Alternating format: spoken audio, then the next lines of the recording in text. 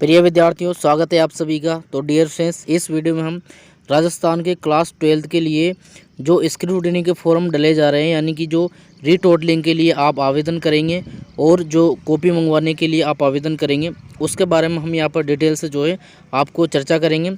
तो सबसे पहले हम देखिए आपके डेट की बात करेंगे, यानी कि आप किस दिनांक से किस दिनांक तक इस फॉर्म को आप भर सकते हैं। तो यहाँ पर देखिए सामान्य शुल्क के साथ पंजीकरण की अंतिम तिथि 28 मई 2023, यानी कि ये किसके लिए है? फॉर क्लास 12th साइंस, ये साइंस वालों के लिए है। और विलम्ब शुल्क के साथ पंजीकरण की अंतिम तिथि है वो है 2 जून 2023।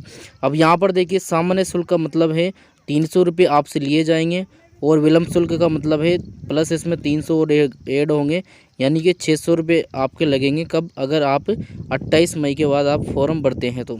इसके बाद कॉमर्स वालों के लिए बात करें तो कॉमर्स के लिए भी यही डेट है, 28 मई 2023 अंतिम तिथि है और विलम्ब शुल्क के साथ अंतिम तिथि है 2 जून। इसके बाद हम जो है 12th आर्ट्स की बात करेंगे तो इसकी जो है 3 जून से जो है इसके फार्म भरे जाएंगे और 8 जून तक इसके जो है फार्म स्टार्ट जो है अंतिम तिथि इसकी रहेगी, यानी कि इसके आर्ट्स की भी फार्म चालू है। आर्ट्स की अंतिम तिथि है 3 जून और इसकी विलम्ब शुल्क के साथ अंतिम तिथि है 8 जून। इसके बाद वरिष्ठ उपाध्याय की बात करेंगे तो इसकी जो है अंतिम तिथि है 3 जून और इसकी विलम्ब शुल्क के साथ अंतिम तिथि है 8 जून। तो ये तो थी हमारी डेट। तो आपको डेट को जो है बिल्कुल ध्यान में रखना है। अब हम इसमें बात करेंगे कि आपके क्या क्या इसके नियम हैं और क्या क्या इसमें चेंजेस होते हैं। तो यहाँ पर देखिए माध्यमिक शिक्षा बोर्ड राजस्थान अजमेर परीक्षा 2023 समीक्षा या उत्तर पुस्तिकाओं की स्कैन प्रति प्राप्त करने हेतु विद्यार्थियों के मार्गदर्शन नियम या निर्देश। तो यहाँ पर देखिए सबसे पहला हमारा जो नियम है, जो रूल है वो क्या है कि अभ्यर्थी बोर्ड वेबसाइट पर समीक्षा आवेदन पत्र, ये आपकी अलग बात है। देखिए परिणाम घोषणा तिथि से 10 दिवस की अवधि में, देखिए जब आपका रिजल्ट आता है उसके 10 दिन बाद तक आपके जो है ये फॉर्म डाले जाते हैं, तो इसका आप ज़रूर ध्यान रखना। और सामान्य शुल्क इसका होता है 300 रुपये प्रति उत्तर पुस्तिका, यानी कि आप एक कॉपी के लिए आवेदन करेंगे तो आपको 300 रुपये देने पड़ेंगे। ज़्यादा के लिए करोगे, जैसे 2 के लिए करोगे तो 600, 3 के लिए करोगे तो 300। और उसके पश्चात आगामी 5 दिवसों में विलम्ब शुल्क जो है आपका कितना रहेगा? 300 रुपये प्लस रहेंगे, यानी कि कुल 600 रुपये आपका रहेगा। प्रति विषय प्रति उत्तर पुस्तिका के साथ नियत तिथि तक जो है आपको जमा करवाना पड़ेगा। ये आप स्वयं भी कर सकते हैं या इमति के थ्रू भी आप जो है फार्म भरवा सकते हैं। इसके बाद देखिए इसका दूसरा नियम क्या है, ये इम्पोर्टेंट नियम है, इसमें आपको देख लेना है।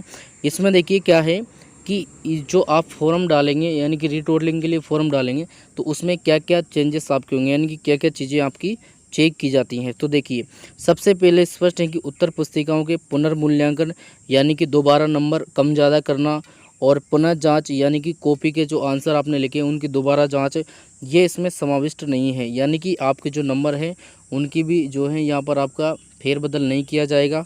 जैसा किसी क्वेश्चन में 2 दे रखा है तो उसका 2 ही रहेगा।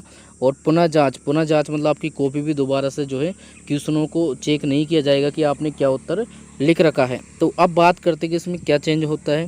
तो इसमें देखिए इसमें दिया जाता है कि समीक्षा के अंतर्गत उत्तर पुस्तिका में प्रदत्त अंकों के योग में भिन्नता, यानी कि जैसा मान लो आपको 20 नंबर दे रखे हैं और दोबारा जोड़ने पर आपके 25 नंबर आते हैं या आपके 15 नंबर आते हैं, तो वो आपका चेंजेस हो जाएगा, उसमें आपका चेंज होगा।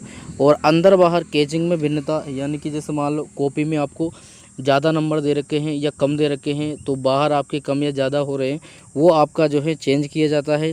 और योग में त्रुटि, यानी कि मान लो आपके नंबर जो है जोड़ने में कोई गलती है तो वो आपका चेंज हो जाएगा।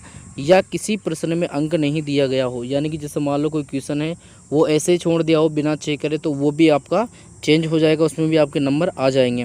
और है उत्तर पुस्तिका या अंक तालिका में प्रदत्त अंकों में भिन्नता, जैसे मान लो कि आपकी जो उत्तर पुस्तिका है उसमें तो आपके जैसे ज़्यादा नंबर आ रहे हैं या मार्कशीट में आपके कम नंबर दे दिए, तो वो भी आपका चेंज हो जाएगा। तो ये सारी चीज़ें आपकी चेंज होती है, ना कि आपके क्वेश्चन चेक होंगे। क्वेश्चन आपके चेक नहीं होते हैं। ये यहाँ पर जो है अपने बात करिए इम्पोर्टेंट रूल है। इसके बाद देखिए आवेदन पत्र के साथ परीक्षार्थी को स्वयं की आईडी में आप जो है अपना जो है एडमिट कार्ड दे सकते हैं या अपना आधार कार्ड भी दे सकते हैं। इसके बाद सामान्य शुल्क 300 रुपये है और विलम्ब सहित शुल्क कितना 600 रुपये है।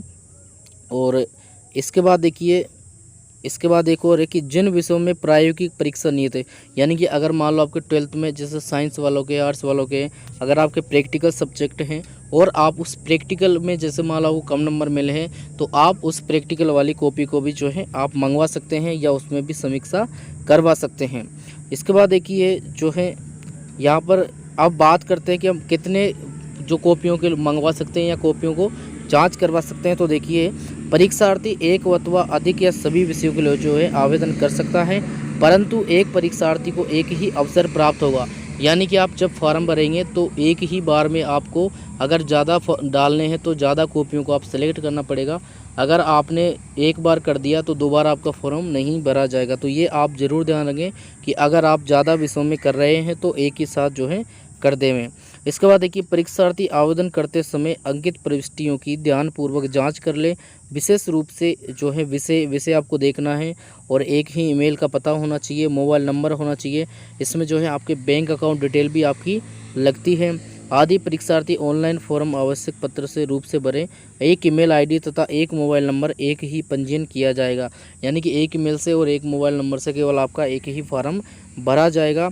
अन्यथा गलत विषय की उत्तर पुस्तिका मिल सकती है, यानी कि आप जो है यहाँ पर आपके मोबाइल नंबर और ईमेल आपको सही भरनी है। और अगर आप कोई गलती करते हैं तो इसके लिए जो है परीक्षार्थी स्वयं जिम्मेदार रहेगा। और यहाँ पर देखिए आपको कॉपी, अब यहाँ पर बहुत से बच्चों को डाउट रहता है कि सर कॉपी जो है ऑनलाइन आएगी या ऑफलाइन आती है। तो कॉपी के लिए आपको जो है आईडी और पासवर्ड जो है आपके रजिस्टर मोबाइल नंबर पर आते हैं, उसके थ्रू आप लॉगिन करते हो वेबसाइट पर और जो है वहाँ से आप अपनी कॉपी डाउनलोड कर सकते हो और उसको जो है आप चेक कर सकते हो। इसके बाद देखिए इसके बाद एक इम्पोर्टेंट और है कि आवेदित विषयों या विषयों में यदि किसी विषय के अंक परिवर्तित होंगे तो केवल उस विषय विशेष का मूल समीक्षा का शुल्क रुपये आपको लौटा दिया जाएगा। अगर मान लो आपके नंबर चेंज हो रहे हैं, यानी कि कम ज़्यादा होते हैं, तो आपने जो पैसे दिए हैं 300 रुपये, वो जो आपने बैंक अकाउंट लगाओगे उसमें जो है वापस आ जाएंगे। इसके बाद देखिए इसके बाद और नियम है कि आप जो है अंतिम तिथि का ध्यान रखें। और इसके बाद जो उत्तर पुस्तिका प्राप्त होने के बाद आपको क्या करना है, जैसे आपका ये रिजल्ट आ जाएगा उसमें आपको क्या देखना है। तो देखिए उसके बाद बोर्ड द्वारा नियमांतर्गत उत्तर पुस्तिकाओं की समीक्षा करवाकर यदि कोई त्रुटि पाई जाती है तो उसका निस्तारण करने के बाद ही उत्तर पुस्तिका की स्कैन कॉपी भेजी जाती है। यानी कि पहले आपका रिजल्ट आएगा जिसमें आता है चेंज नो चेंज, तो उसके बाद वहाँ पर अगर आपके चेंज होता है तो आपको जो है कॉपी दी जाती है, अगर नो चेंज होता है तो आपको कॉपी नहीं दी जाती है। यदि उत्तर पुस्तिका प्राप्त होने के पश्चात परीक्षार्थी को किसी प्रकार की आपत्ति हो तो 10 दिवस में निकटतम ई-मित्र अथवा स्वयं के स्तर पर आपत्ति के निर्धारण प्रपत्र में मय विषय नाम प्रश्न संख्या व आपत्ति के प्रमाण पत्र सहित आपत्ति शुल्क 100 रुपये। यानी कि जैसे मान लो आपको जो है कॉपी मिलेगी और आपको ये लगता है कि इस क्वेश्चन में हमें नंबर नहीं दिए हैं या इस क्वेश्चन को छोड़ा गया है या मैंने इसको सही लिखा है इसको गलत मान लिया गया है, तो उसका जो है आप प्रमाण सहित जो है आपको दोबारा से जो है इसके लिए अप्लाई करना पड़ेगा और उसका रहता है 100 रुपये। ये एक मुश्त रहेगा, यानी कि एक से ज़्यादा सब्जेक्ट रहेगा तब भी आपका केवल 100 रुपये ही इसमें लिए जाएंगे। और निर्धारित अवधि पूर्ण होने के पश्चात आपत्तियों पर विचार किया जाना स्वीकार्य नहीं होगा। तो इस तरह से आपको, यानी कि आपकी जो कॉपी आएगी उसके बाद भी आपको जो है यहाँ पर जो है आवेदन करना पड़ेगा।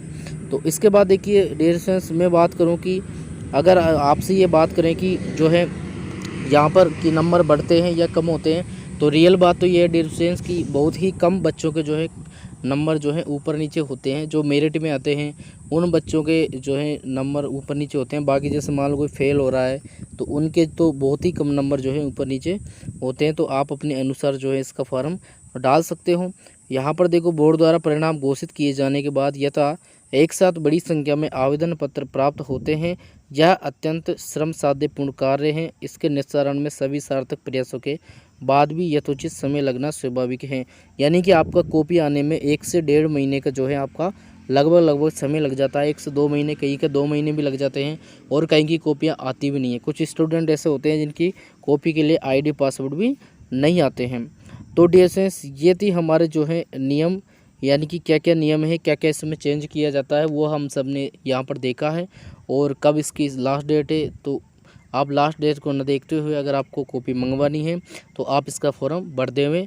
इसके बाद भी डियर स्टूडेंट्स, अगर आपको कोई डाउट्स रहता है तो आप हमें कमेंट सेक्शन में कमेंट्स करें, हम उसका रिप्लाई ज़रूर करेंगे। एंड डियर स्टूडेंट्स, अगर आप हमारे चैनल पर नए हैं तो चैनल को भी सब्सक्राइब जरूर कर ले।